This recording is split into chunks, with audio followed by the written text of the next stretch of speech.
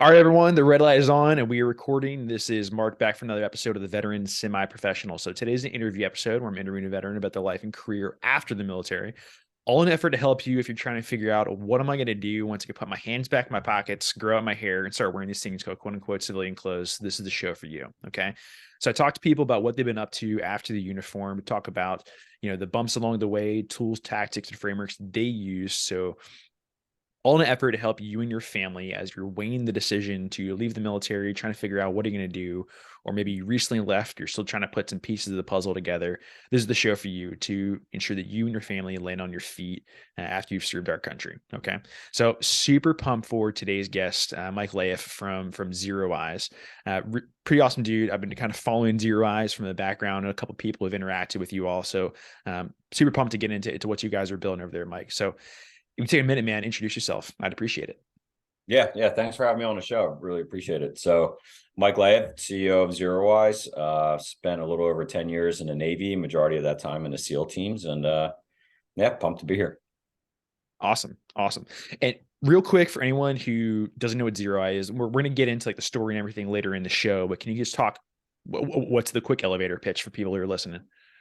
Yes, ZeroEye, we're a AI video analytics company that uses computer vision models over existing security cameras to detect guns. So when a gun is detected, we can send an alert to local staff, security, and first responders to save time and save lives in active shooter mass shooting events. Gotcha. Cool. Yeah, it's exciting. We'll dig into some more things later, but I will say in general that it's exciting for me to see the military community and the veteran community trying to come up with, real world applications for the what's going on, especially like in schools in our country. There's some very cool companies out there that are doing some cool things, and it's good to see veterans continue to serve in a like protective capacity after uniform. So awesome stuff. Well, my first question is always, what was your own transition from the Navy like? Good, bad, ugly? What were some speed bumps you might want to point out for folks, and what were some bright spots potentially also? Yeah, so I got out in 2013, and now today there's a lot more transition programs out there that are very, very helpful that are outside of active duty. So I forget what it was called, TAP, or was it called Mhm. TAPS? Yeah. So I went through that. What a piss poor course. It's like What are you talking about, Mike? It's fantastic. It's a very so well fucking run, good. very And informative. now, Yeah. God, that was um it's very generic. It's terrible. But now there's a bunch of nonprofits out there that are doing fantastic stuff for helping vets transition. So there's a ton of resources out there for people listening. Do your homework on it. Simple Google search will probably bring up a lot of them. Honor Foundation comes to mind. So a lot of the ones I'm thinking about though are more geared for SEALs or SOF, but I know there's other programs out there for Right. it doesn't matter what community you're coming from. So I went through TAPS. I literally just got off the plane from Afghanistan like 2 weeks before it, and I was there for, I don't know, it was like close to 9 months or something. And didn't even get a chance to I had to move the house. We were moving back so we were in Virginia at the time, moving back up to Philly so I could go attend B school at Wharton. So I had to move the house, just got home from Afghanistan, trying to reintegrate with my family, trying to figure out all this different stuff. It was an absolute nightmare, looking back on it. I was not in a good place mentally. Anyway, got through it. I'm here, right? And so went through TAPS, got out, moved the family in, and literally started school like a week later. And I haven't been in a classroom in I don't know how long. And I stepped into a classroom. I was like, dude, I was literally just on running combat missions a Yeah. couple weeks ago, and here I am Yeah. sitting in the classroom with I think I was 32 at the time, and I was sitting in a classroom with people that were 24 years old that thought they had solved all the world's problems. I was like, oh, what am I doing here? Yeah. But the great thing about Wharton has an awesome veterans club, and there was a ton of vets in my class. There were some other SEALs at school already. There were some Green Berets, Rangers, regular military, all of it, and really awesome support network there. So you see that a lot at least in B schools for MBAs. There's a lot of good veterans clubs out there. I know like Darden has a really great one. Tuck has a great, they all have, all the top MBAs have really good ones. Yeah, yeah, yeah. And I'll say, I think one of the great things about the veterans clubs at schools, and this is, not particular just a business school, you probably apply the same rule to like whatever organization you're in, right? Is, I didn't exclusively hang out with the veterans in my class, right? Like we would all kind of Oh, no, spread, yeah. we'd all spread out, hang out with other groups of friends, but it was super great once every like a couple of weeks to get together and just like have beers because we were usually commiserating about the exact same thing, right? And like Absolutely. we were usually in the same boat too, right? We're like a little bit older. We got a bunch of, 25, 26-year-old classmates and stuff. And we're like, God, man, like I just want to like bitch at someone for a little bit, right? Because like I just want to complain, right? And it was just super good to have like those fellow vets who are like, yeah, man, I get what you're going through. And so, yeah, just having those connections was super helpful. And you hit on a dynamic of like the kind of where you were going through earlier of like just gotten back from deployment, trying to get out of the Navy, trying to like move the family. And I see that dynamic with folks a lot of time where you're trying to like steer 3 different cars going 4 different directions at the same time, all while you're trying to get out. And it's like, recently came back from deployment or a big training exercise. You're still like, maybe you're in a position where your boss is still putting your nose to the grindstone up until like your last day in the uniform while you're also trying to do tap and maybe like, apply for a job and everything. And it's tough. Those last couple of months for some people can be an absolute runaround. Okay. So Yeah. I wasn't sure if I was going to explode or implode. yeah, Like, something's got to give here. Whatever, it worked out, but yeah. So my piece of advice for everyone listening is just I would encourage you. Probably the easiest way to try and control for that is have a conversation with your commander, your boss, and just say, hey, listen, like I'm gonna need a little bit of not necessarily time off, but maybe like a little bit less of a workload, so I can kind of balance all these different things. That's probably the best way I think control for that. Okay. My thing is like if you don't ask, you're not going to get. So Exactly. it's like, if you need a couple days to like situate shit, just like go to someone and be like, hey, I need a couple days to get my life together. Yeah. Yeah. I know. Like, I mean, I let there's totally pros and cons to how everyone's going to approach this with their chain of command, but like I let my battalion commander know about a year before I got out. And like when I came back from my last deployment, they're like, okay, Delaney's done, man. And I basically had free reign to kind of do whatever I wanted because they knew that was coming up, they were able to plan for that and kind of accommodate me, which was awesome. Not everyone's going to have that type of result, but weigh that based on your individual relationship. So I know a lot of people listening are going to be interested in going to business school. So can you kind of walk through like your decision process of maybe like one going, and then I know you're from Philly. That was probably a huge part of wanting to go to Wharton. But what were some other factors you were looking at schools? Yeah.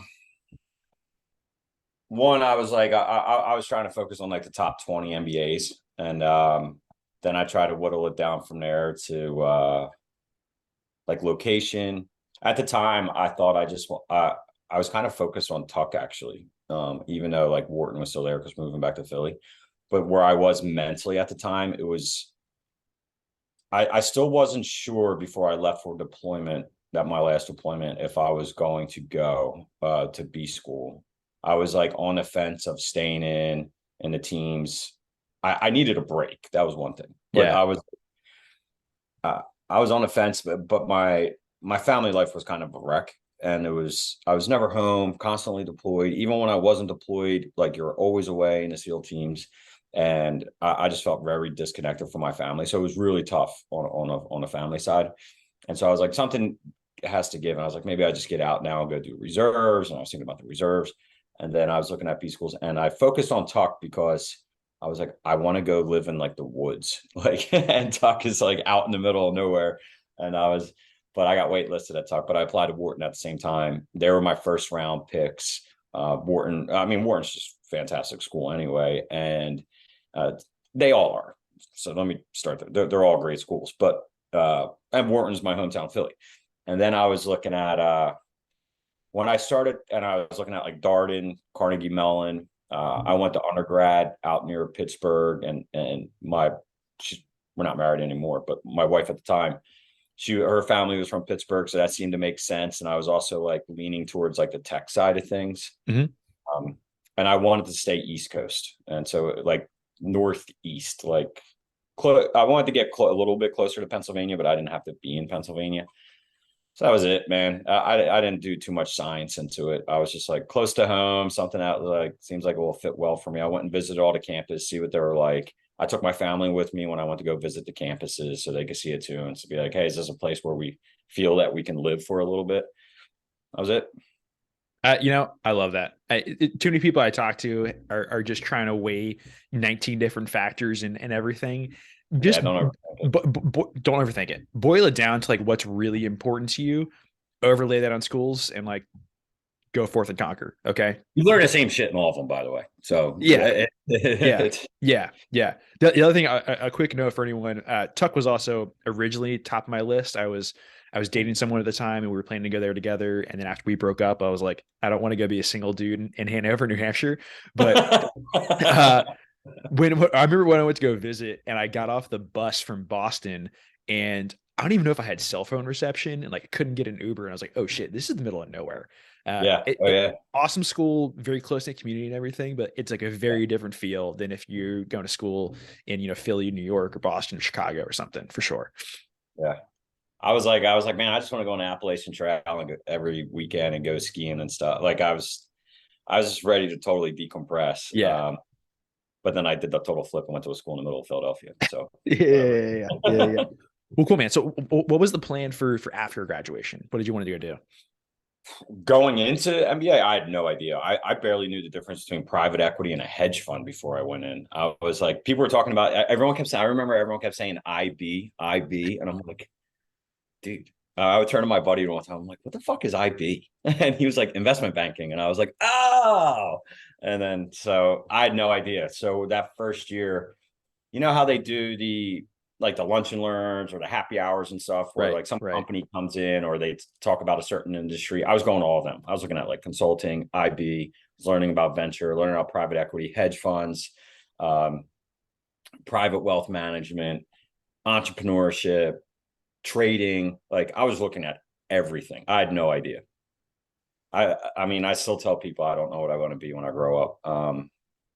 I'm just fortunate enough to be in the spot I am now with like people that I love, and we're working on a problem that like we really want to help solve. And that was just fortunate. That's like luck in a way. But I had no idea at the time when I started school. Well, yeah, I think the good lesson there for everyone is like you don't have to have it all figured out. Okay. No, yeah. And like give yourself room to figure it out because you probably don't know shit from anything, honestly. Right. Yeah. Yeah. I was going to everything. And then I realized I was like, one, I don't like wearing a suit. So I'm probably going to steer away from anything that makes me wear a suit to work. That helped whittle things down. Then I narrowed it down to time away from home. Like I thought I love the idea of consulting and like, especially for someone coming out of the military and then B school, like, because you get to touch so many different things within the business being a consultant, but the time away from home, I was like, the whole reason I'm getting out of the military is spend more time with my family. I was like, the time away from home was outrageous. I was like, I might as well stay in the SEAL teams. It still boggles my mind sometimes. Like I will talk to people who are applying to business school. I'm like, okay, talk to me about you're getting out of the military. And then somewhere in their family will come up and I'm like, okay, what do you want to do after business school? And they're like, I want to go be a consultant. I'm like, I'm not seeing the match here, man. Like you're going Monday through Friday. Like, yeah. Like, and investment banking too. Yeah, dude, I almost phone call actually. We were at Wharton together. He was a Green Beret, 18 Delta. He did the JD MBA. I went into investment banking, had family, the whole nine. Yeah. That guy for like 2 years was sleeping in the office because they were working so much. And I was like, you're out of your mind. Yeah. I was like, what are you doing that for? I was like, who cares how, he was getting paid and he was making awesome money. I was like, but at the end of the day, like, come on, dude, who cares? Like, yeah, if you can't enjoy life, like what's the point of having that money? I don't know. Yeah. 100%. Yeah. I know the approach most of my classmates who in IB took was they're like, listen, I know I'm just gonna like jump on this grenade for 2 years, but like I'm just gonna try and make as much money as I can in 2 years and then bounce. And yeah. I think there's also doing that when you're 26 or 27 with no family is like a way easier statement to make than when you're 100%. like 33 and maybe have a family to take care of and you want to spend time with too, right? Yeah. Well, okay, so everyone's story is a little bit different. So some people 100%. Yeah. Okay, so that was you went in, had no idea anything. What did you end up going into afterwards? Yeah, so that first year, the first semester was drinking from a fire hose. At least it was for me. It was like brutal. And you're like getting back in the swing of being in school, and then Right. like they throw a lot at you that first semester. Um, had the winter, I like barely scraped by that first semester because I was just having difficulty looking back on it. Like at the time, I didn't think I was, but looking back on it, I was like kind of in like in a dark place, like Yeah. mentally, just everything. And then came back for the second semester, and I don't know, something switched, and I just felt better. One, I started exercising again because I didn't exercise or work out at all, and I had like zero sleep for the first like couple months of school. So that's like a death spiral, those two Yeah. combined. Um, and then the second semester lightens up a little bit, so I started steering toward, I was like, all right, I know I don't want to do investment banking. I don't want to do consulting. The second semester, I was like, hey, I want to make some extra money, but like cut my teeth into something. So I looked at the job boards, and there was like job, a job at a tech startup, like nearby my house. And I was like, wow, that's actually fitting. So I went and applied and got that. And thank God I did, because the guy who was running that company at the time is now our current CTO at ZeroEyes. We just became like really good friends. His story is amazing. And we became friends, kept kicking around business ideas. He ended up folding that company. He learned a ton. And then he came to work for me when I was doing a search fund, which we'll get into that later. After the search fund, I did a corporate gig, and then we started ZeroEyes, and now he's in ZeroEyes. He's a founder of ZeroEyes with me. But so I did the tech startup thing, but I realized with the tech startup with the family and stuff, like that's tough too, because you don't make any money. Yeah. Like you're giving up money now for something in the future from like Right. an equity perspective. Right. Like and so I was like, man, I can't do tech startups. So I was like, I'm going to look at private equity. And everyone kept telling me, you can't do private equity. You don't have any experience. And when people tell me I can't do something, it drives me nuts. I'm like, that's like the best way to get me to do something. And now 100%. Yeah. I'm like, fuck Hold you, my Rob. beer, man. Fuck you. I'll do it. Yeah, Yeah. Yeah. yeah, Yeah. exactly. And so I just went hard into the paint on private equity. I had no idea what I was even like getting myself into. And the way I was selling it, I was like, hey, I want to come in and be like an internal operations type consultant, and you could just drop me in a portfolio of companies, and whatever a big problem is for like C-suite people, I'll just sink my teeth in it and see what I could do. And I started getting bites on it. And I mean, it helps being a military.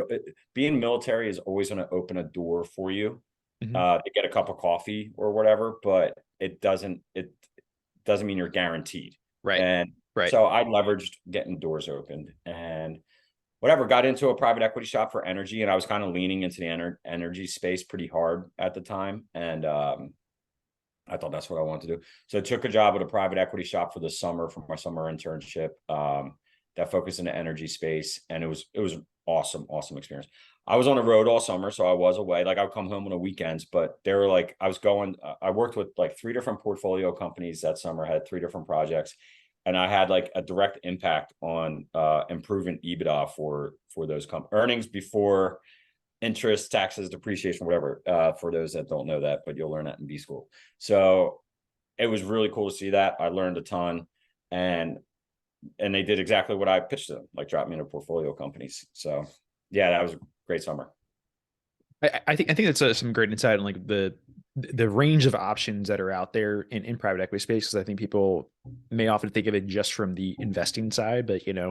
a decent sized fund is going to also have to have like a heavy focus on how do we improve the companies that are inside our portfolio, and Correct. they'll be able to have people like you who it's like, listen, we got the hunters out there who are going to find the businesses to buy and put together a deal. But like once they're inside, like we need to grow these things to get returns back to our investors. And like that's where we send a guy out like you to go and try and do that for us.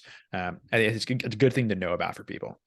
Yeah, it was awesome. And so I did those projects to help on that, but in between there was I worked with them. I started before this actual summer, and I worked past the summer because I was like loving, like, one, I just wanted to learn as much, and then I realized I really liked it. And they're like trying to get me to like not go back to B school and stay. I was like, no way, man, I got a year left.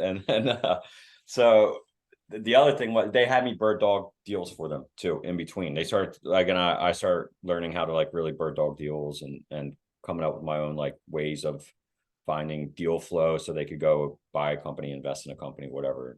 That was interesting too. Then like market analysis research, and it was cool. Yeah, cool. Okay, so that was the internship between first and second year. After graduation, what was the move? Yeah, so actually that during that internship, another co-founder of ZeroEyes, my buddy from the SEAL team, Sam Malima, he's our chief revenue officer. He went to Columbia. He got out at the same time as me from same SEAL team. He went to New York, went to Columbia Business School to get his MBA. And he went to go do the same exact role as I did at a different PE shop. And he was there for like 3-4. He had a complete opposite experience, which he was there for like 4 weeks, and he fucking quit. He was like, dude, this sucks. This is not what I want to do. Like, he didn't like the people. Yeah. He ended up getting dropped into a portfolio company, didn't like them, and he couldn't get switched.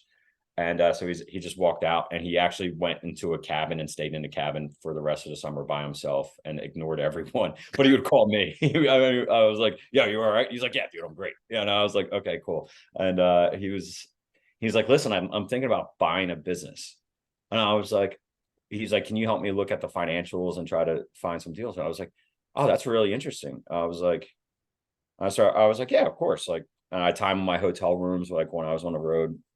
And we were like shooting shit. And we were looking at like everything from concrete companies to plumbing companies, HVAC companies. Like, we were all over the map. But like, we really started towing businesses when we started really getting into it. And I was like, "Hey man, I'm going to do this with you." He was like, "All right, cool." And I was like, "How the hell are we going to buy a company though? We don't have two nickels to rub together." And he was like, I was like, "Well, whatever, let's find a company to buy and then we'll figure it out." And so we went into our second year with that plan. And then sometime in the first semester, I went to one of those.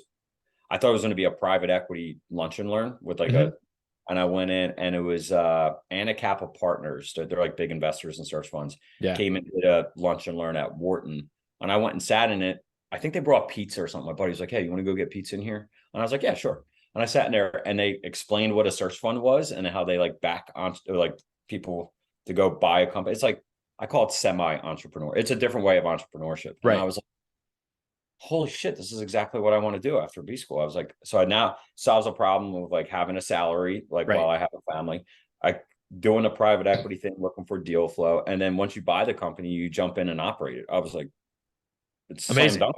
Yeah. Yeah. So I did a search fund after business school with my Okay. buddies. We did it together. Yeah. And I'll give everyone the kind of just a quick 30-second rundown on the logistics of this essentially. So usually for the route Mike is talking about is what's called the traditional search fund. It was popularized via a Stanford study from, I don't know, 10, 15, 20 years ago, something like that. Okay. Typically pretty much only reserved for people who are coming from like top 20 business schools, or if you have significant industry experience in a certain industry. Okay. You go to a group of investors and say, "Hey, listen, my name is Mike. I'm getting out of Wharton and I want to go buy like this type of company." Usually got to have a pretty tight thesis of what you want to search for. They say, "Cool. Yeah, we believe in you. That's a good investment.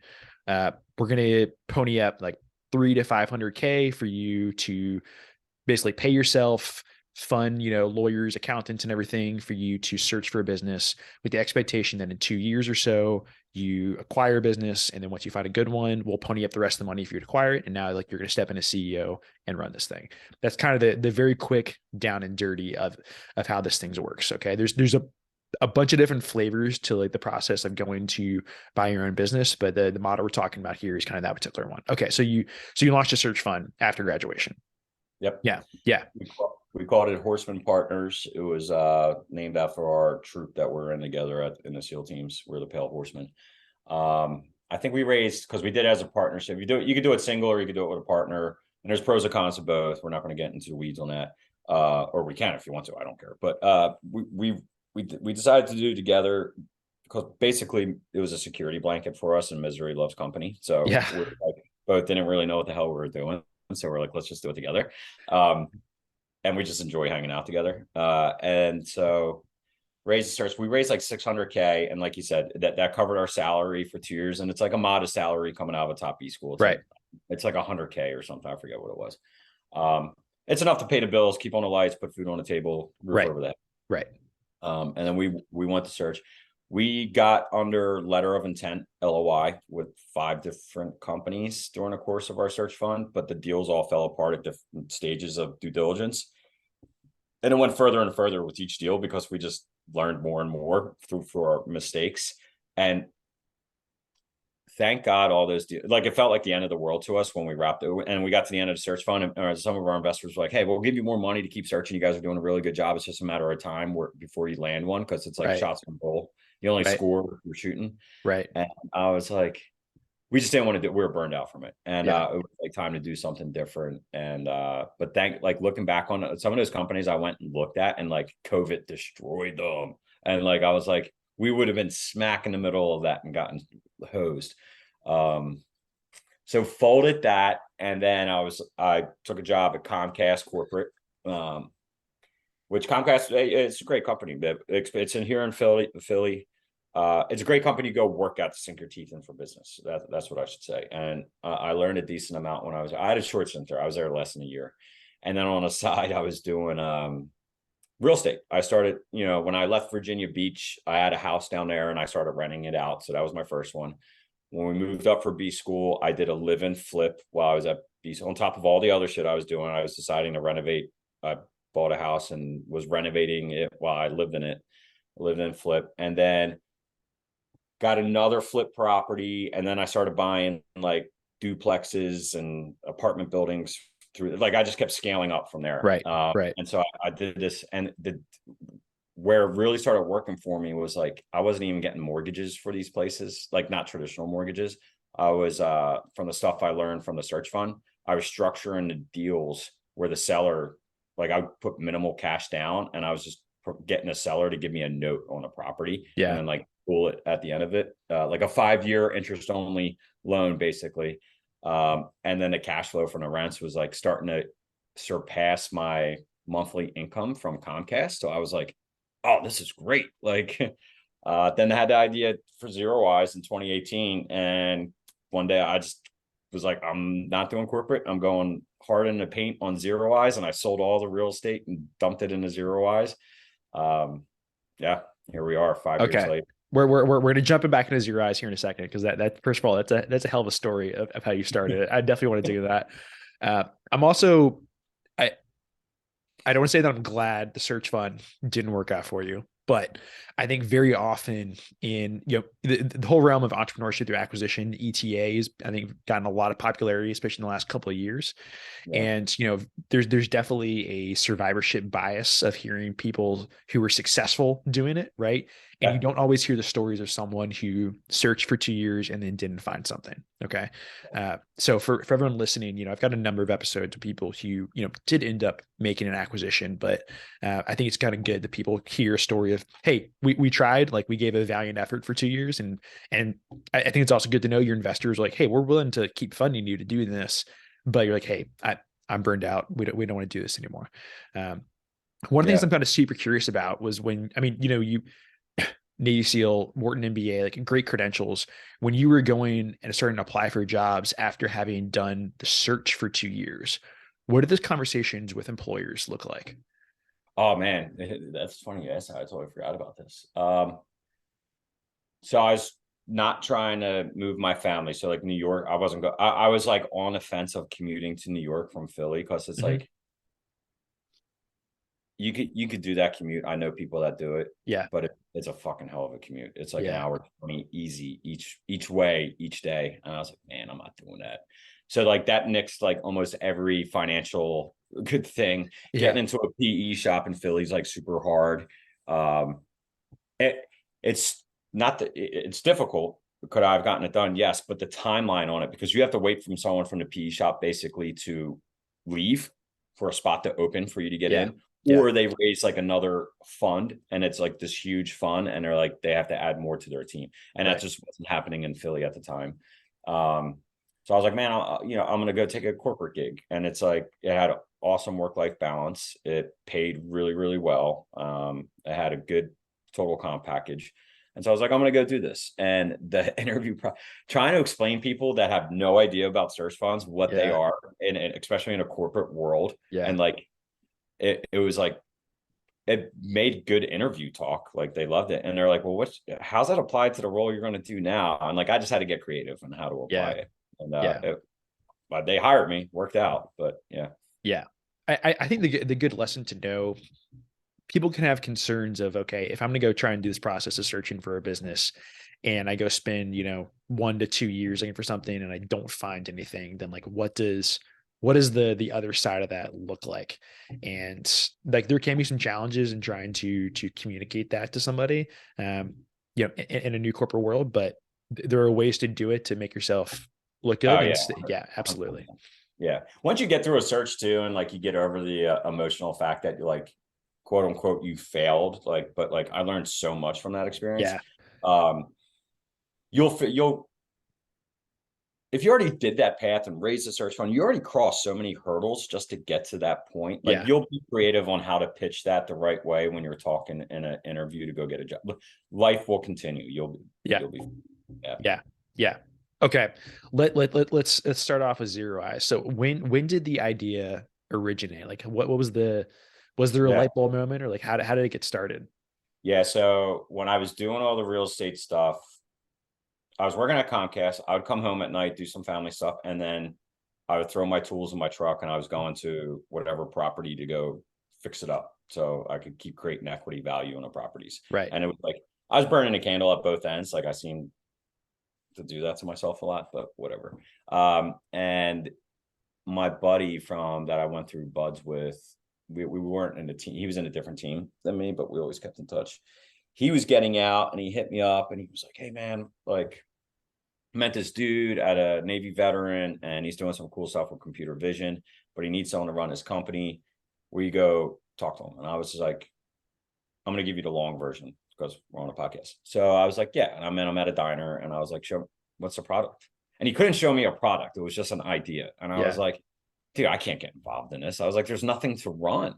And this is like, I don't know, mid 2017 or something. And Caleb just kept pestering me. And I was just like, "Dude, I am not doing it." And then but it was computer vision and it was AI. And so I'm gonna rewind back to my search fund. Me and Sam, we were looking at security companies to go Mhm. acquire. Like we went deep into the security industry space. And then we started looking at, we are like, man, AI is going to be like, in a couple years, AI is going to be all over the place. By the time no one was like monetizing anything Right. AI. Right. Um, and so I was doing a ton of reading on computer vision and what the applications for it and how you use it, how it works. And then Tim, going back to my buddy Tim, who I worked for at my first job, who's now our CTO, when he folded his shop, he folded his company. This is all going to come together here in a minute, so hang with me. So he folded his company and he got burned, dude. Like he didn't get a dime out of it. The Ugh. investor fucking sold all of his IP. He didn't see anything from it. And he was walked away with his tail between his legs. And he was like, man, he realized he doesn't know anything about financials or legal documents, which are Yeah. very important if you're running a business. Yeah. And so Tim hit up Sam and I when we're doing a search fund. He's like, "Hey, can I come work for you guys?" And I was like, "Dude, we can't pay you." And he was like, "I know." He was like, "I'm in the midst of like looking for something." He was like, "But I need to learn." He's like, "I know you guys understand this stuff. Like, I need to learn. So let me just come work." And I was like, "Yeah." And so Tim came and worked with us for, I don't know, like 6 or 7 months. And then he got a job in Austin at some other tech company. And he went out there. And then he started doing computer vision stuff for, it was like a hunting app. So the trail cams could detect what Okay. type. Yeah. So me and him would bounce computer vision off of each other. And then so Sam and I kept in touch after we folded the thing, and we're talking about what companies to do. I was talking to my buddy Rob, who was our COO. He went to Wharton Seal, but he was at Amazon and he couldn't stand his job at Amazon. And he was like, "I'm going to quit. I'm going to quit." And I was like, "Dude, just fucking quit. Fuck it." And he was like, "But he has 4 kids at home. Like Yeah. Yeah. Yeah. his life's a wrap." You know, Easier said than like, done. yeah. And so we were all talking about like different ways. And I was like, "Man, we got it." And at the time, I mean, nothing's changed, but school shootings are on the news all the time. And Yeah. I was like, "This Yeah. is disgusting." And so fast forward, Parkland school shooting happens. And, it was devastating. And my oldest daughter was in middle school at the time. And her school, for the first time ever, she went through a lockdown drill. Yeah. also known as an active shooter drill, but the correct term that they use Right. supposedly is a lockdown drill. She came home like really upset from it. She was like, "Dad, are they going to shoot? Is someone coming to shoot our school like these other schools?" And I was like, and she was like shaken, upset about it. And I was like, "This is absurd." So like a week later, I was at her school for an indoor lacrosse practice and waiting for it to be over. And I was just, sitting there hanging out on the bleachers, looking around. And I was like, there's a security camera every 20 feet in the school. And I asked the security guard, I was like, who's looking at the cameras? Literally laughed and was like, no one looks at the cameras. Yeah. We only use them after the fact. And I was like, going back to like Caleb and him trying to get me involved in facial recognition. And I was like, wait a second, if you could do facial recognition over a security camera, but it was facing like a bunch of headwinds because of privacy concerns, political concerns. Right. I was like, why don't we just focus on detecting the gun? So now if you detect the gun, you can send an alert.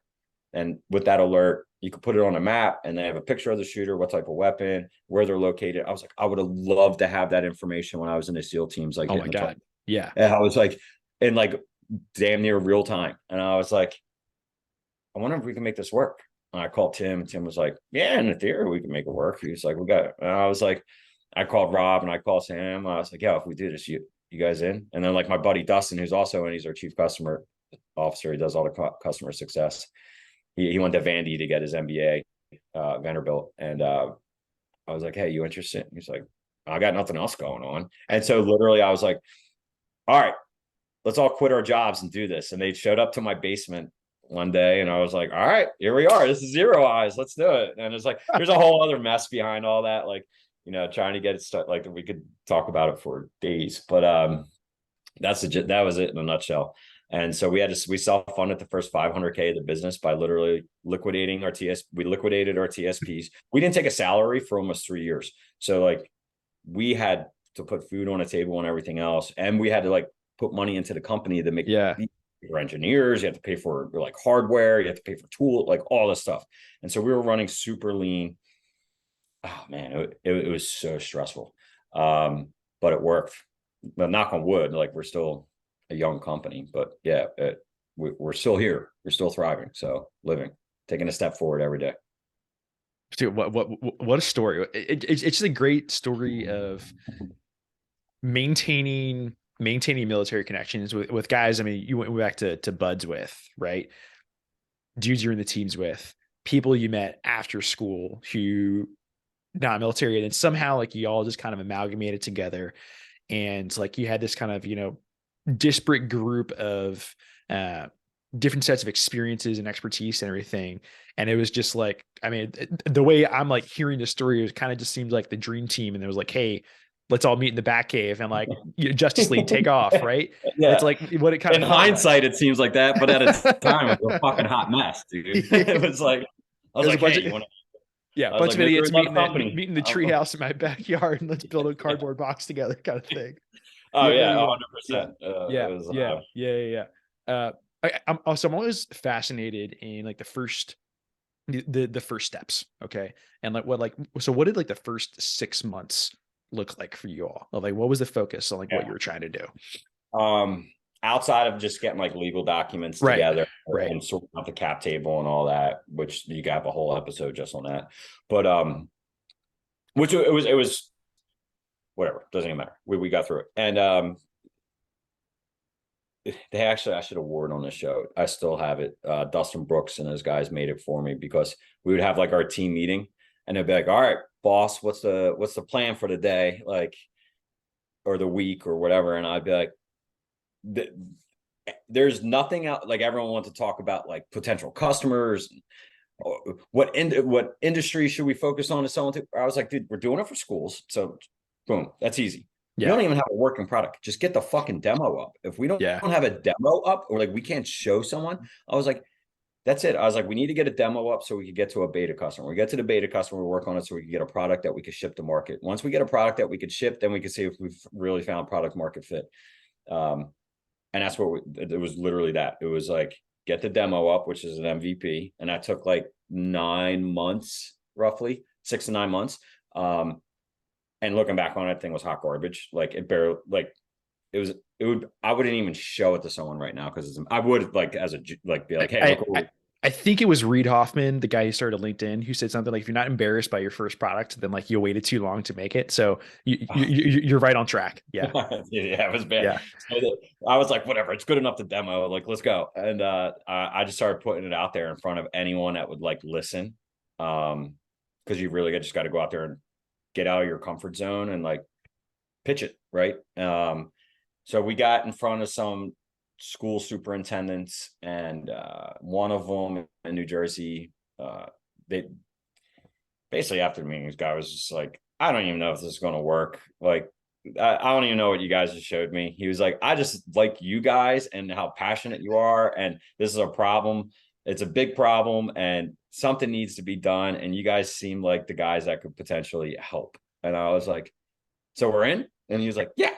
He's like, don't disrupt my school though. He's like, you can use our school on nights and weekends or whenever students aren't here. And if you get it up working and we like what we see and the police test it out and they give it a thumbs up, we'll buy. And it took us a year. We were there on like Christmas Eve.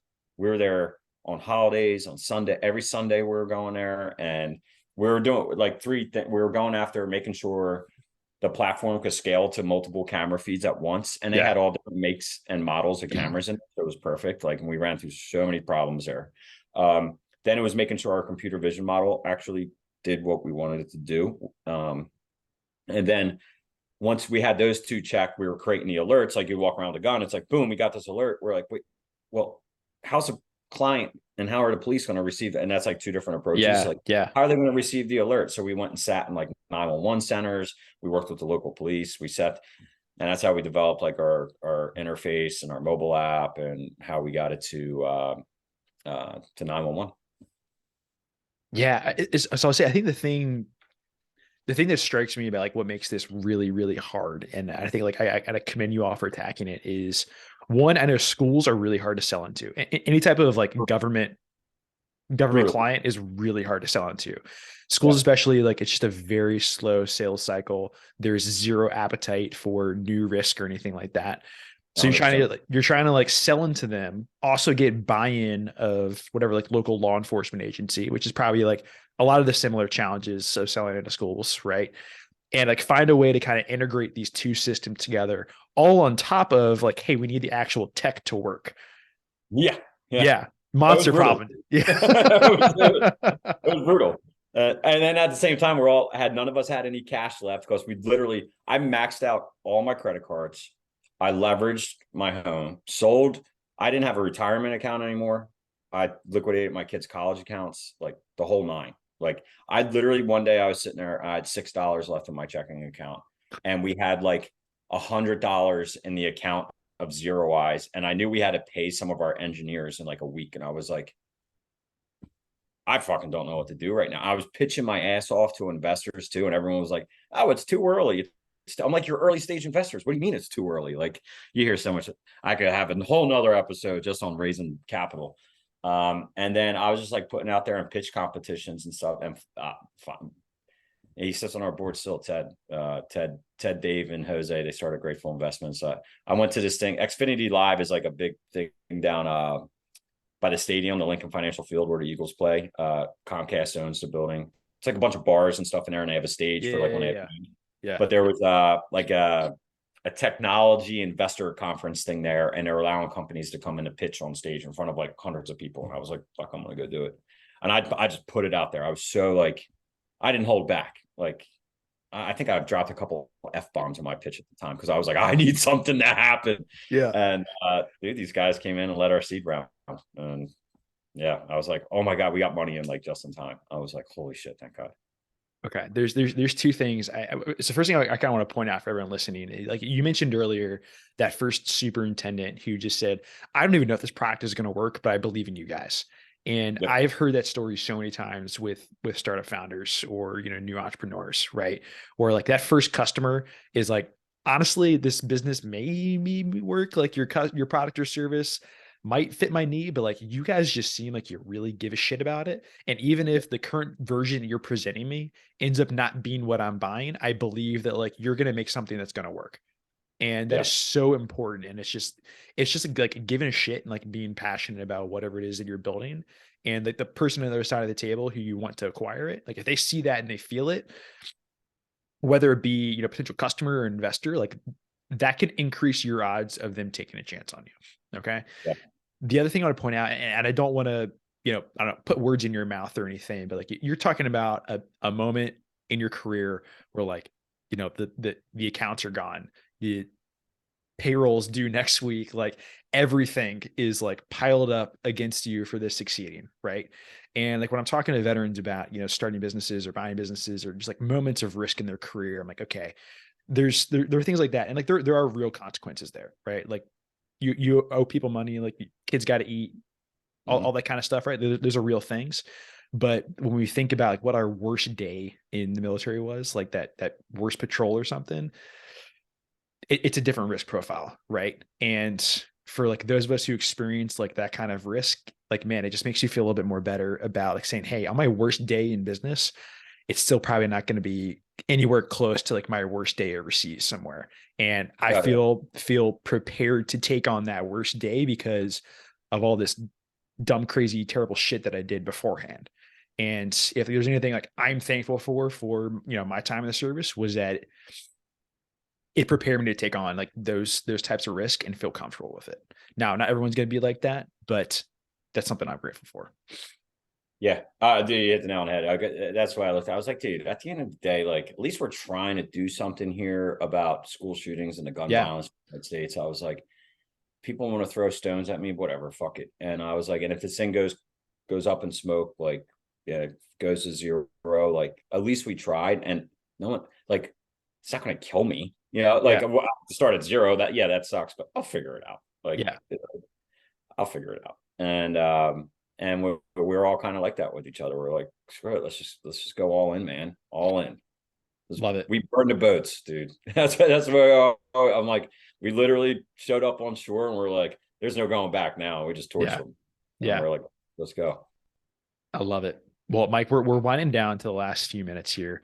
This has been an awesome conversation. I don't want to eat up too much of your afternoon here. We probably have 10 follow-on podcasts about a whole number of topics here, but want to be respectful of your time. So in a minute, I'm going to pass it back over to you. Just kind of provide any last thoughts, parting shots, words of wisdom to the crowd.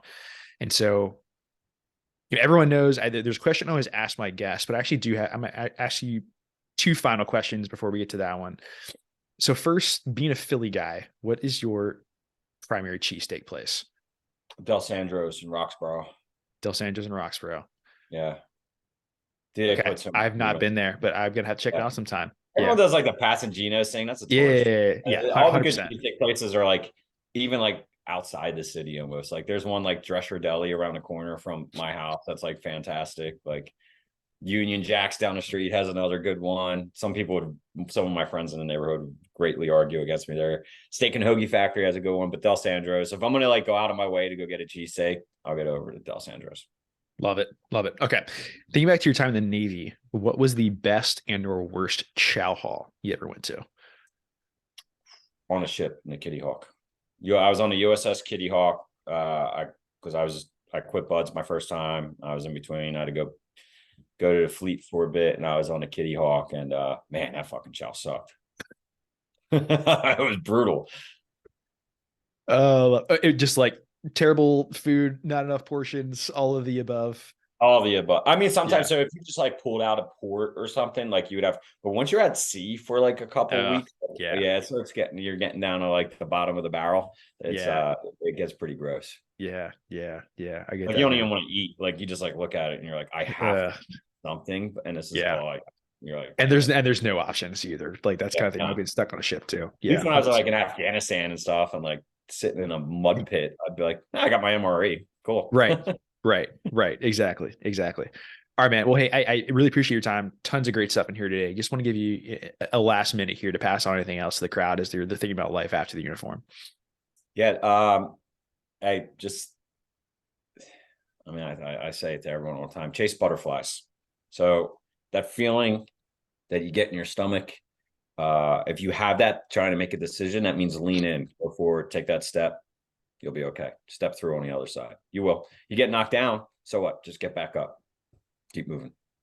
I love that. Yeah, I heard someone put something in a similar fashion. They're like, if your next decision doesn't scare you a little bit, like your next like major career move doesn't scare you a little bit, then like you're not swinging hard enough. Correct. And I think it's a good lesson to learn. Like if it doesn't just give you like a little bit of trepidation of, man, I don't know if this is going to work out, then you're probably not taking enough risk, I think. Okay.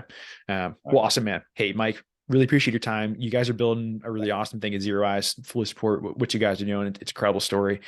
Thanks for coming on the show. Really appreciate it. For everyone still listening, please like, subscribe, leave a review, and I'll see you all next week. Take care.